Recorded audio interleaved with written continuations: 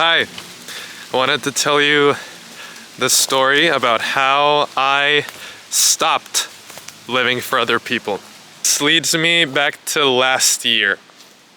I had gone to a youth camp, Christian youth camp. I had just gotten out of high school. I finished high school a year earlier because of 2-for-1 I did, just in case. And in this youth camp, I met a lot of people, and I had gone with my cousin. Sorry, I'm getting a bit out of breath here. I thought I would walk around since it's a beautiful day where I am, so I'm getting a bit tired. And I had gone to this youth camp with my friend, with my cousin, and for some reason I've always relied on him socially. My cousin has always been the type of guy who has been able to get girls, you know? And I was always the little Christian kid little homeschooled Christian kid who never made a move. Oop, I'm going through a little hole here.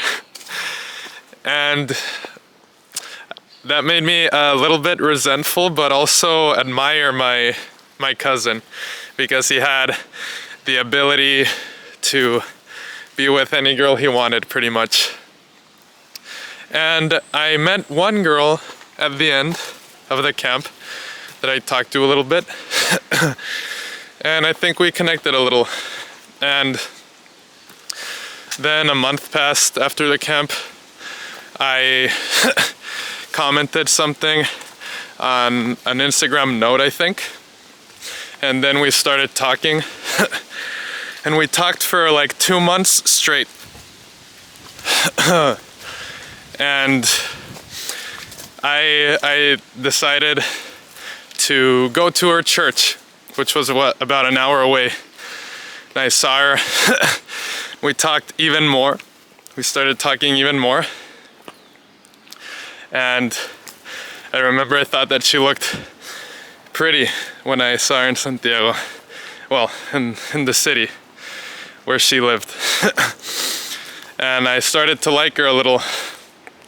But in 2024, I was thinking about going to the US for a year, to do another year of high school there, have that experience.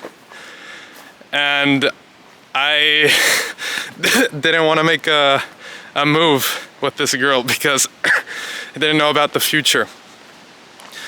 So I was going to go to the US. It was set in July. It was about May or so in which she stopped talking to me. And I didn't know why. Then she talked to me again after I had been invited to an event where she was going to be. And I went to the event, and I remember that this was the point where something was going to happen that I was going to regret for the rest of the year.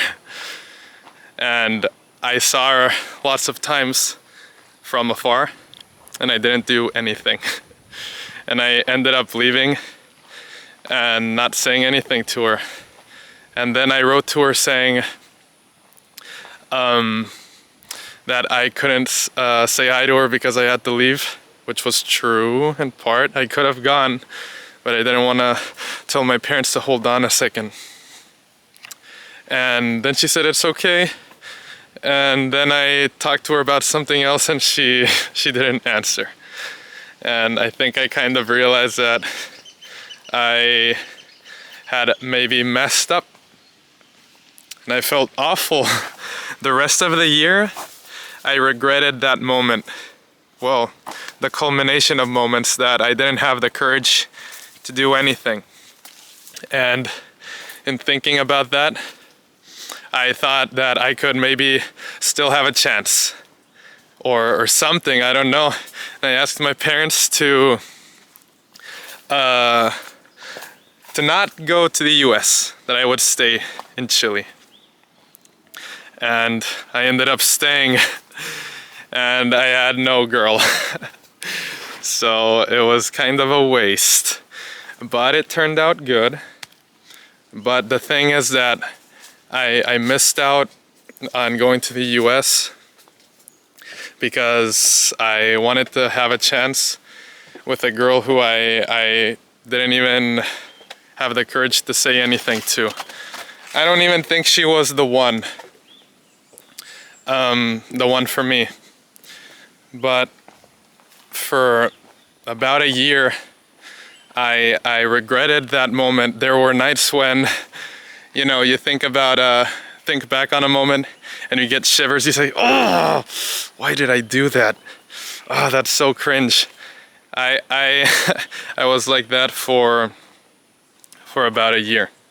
Pretty much every day I was depressed because I felt like I didn't have anything, and the whole last year I didn't really do much. I was pretty much organizing my days to do stuff with her, talk, and I barely saw her, but I was always thinking about the next week where I could maybe go and see her. And I didn't do anything, and the whole year just regretting the things that happened in the first half and not doing anything in the next, being all sad, not knowing what I was gonna do. But then this year, as I have said in other videos, I had an encounter with God, and my eyes were opened to so many things. So much pride that I've had when comparing myself to others, thinking I'm better than them.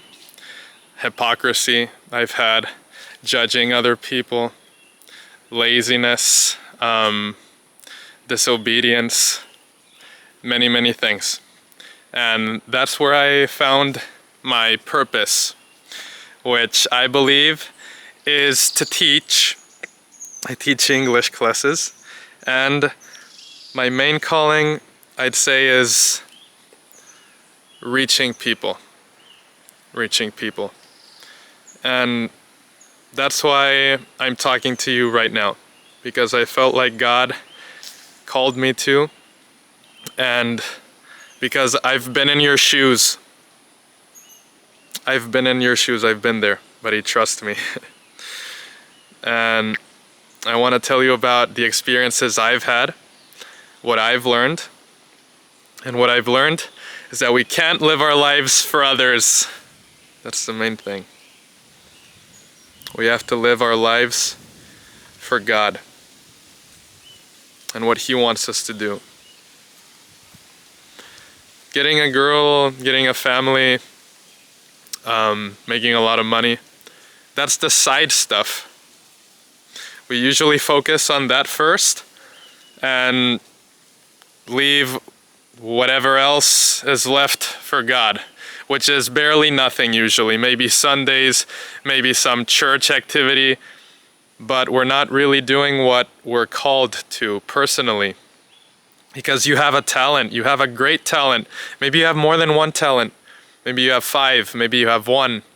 Even if you have 1, it's God-given and He wants you to use it. And now I don't really feel like I should have a girlfriend right now. I feel like I have to focus on this. And I've been way happier now that I feel like I'm taking steps to do what God wants me to. I've resisted Him many times, but here I am now. Still a sinner, still a failure that can be used by God. So thank you so much for hearing this yapathon, and I'll see you next time. Bye.